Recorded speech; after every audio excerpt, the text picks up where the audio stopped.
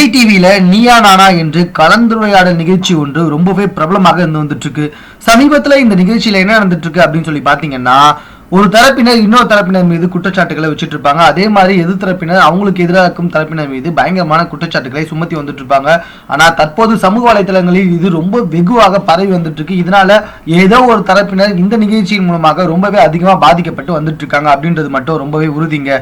லேட்டஸ்டா இந்த நிகழ்ச்சியில் என்ன நடந்திருக்கு அப்படின்னு சொல்லி பாத்தீங்கன்னா, அம்மாக்களுக்கும் அவர்கள் பெற்றெடுத்த பெண்களுக்கும் எதிராகவே இந்த நிகழ்ச்சி அமைந்திருந்தது.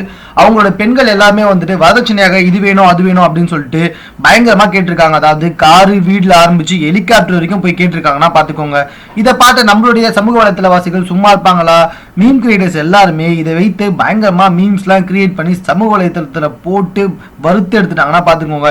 இதனால நீயா நானாவில் பார்ட்டிசிபேட் பண்ண எல்லா பெண்களுக்குமே மரண அடியாக அமைந்திருந்தது. அவங்களுடைய புகைப்படத்தை வச்சே மீம்ஸ் கிரியேட்டர்ஸ் வந்துட்டு மீம்ஸை கிரியேட் பண்ணனால அவங்க எங்க போனாலும் கலாய்ச்சிட்டு இருக்காங்க.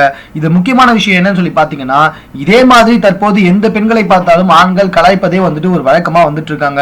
இதை பொறுத்து கொள்ள முடியாத ஒரு பெண் என்ன செஞ்சிருக்காங்க அப்படின்னு சொல்லி பாத்தீங்கன்னா, உங்களால அதில் கலந்து கொள்ள எங்களை மாதிரி பெண்களையும் வேலைக்கு போகும் இடத்துல கடுமையாக கிண்டலித்து விமர்சனம் செஞ்சு வந்துட்டு இருக்காங்க. ஏன் இந்த மாதிரி நிகழ்ச்சிகளா நடத்திட்டு இருக்கீங்க அப்படின்னு சொல்லி விஜய் டிவியை போட்டு வாட்டி வறுத்துட்டு இருக்காங்க. அது மட்டும் இல்ல, அந்த ப்ரோக்ராம்ல பேசின எல்லா பெண்களையுமே உங்களுக்கு எல்லாம் மனசாட்சியே கிடையாதா, முதல்ல நீங்க பொண்ணுங்க தானா அப்படி இப்படின்னு செருப்பால் அடிக்கிற மாதிரி பல கேள்விகளை கேட்டிருக்காங்கன்னா பாத்துக்கோங்க.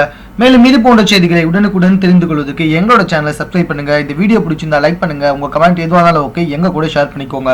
இந்த வீடியோவை பார்த்ததுக்கு ரொம்ப ரொம்ப தேங்க்ஸ்.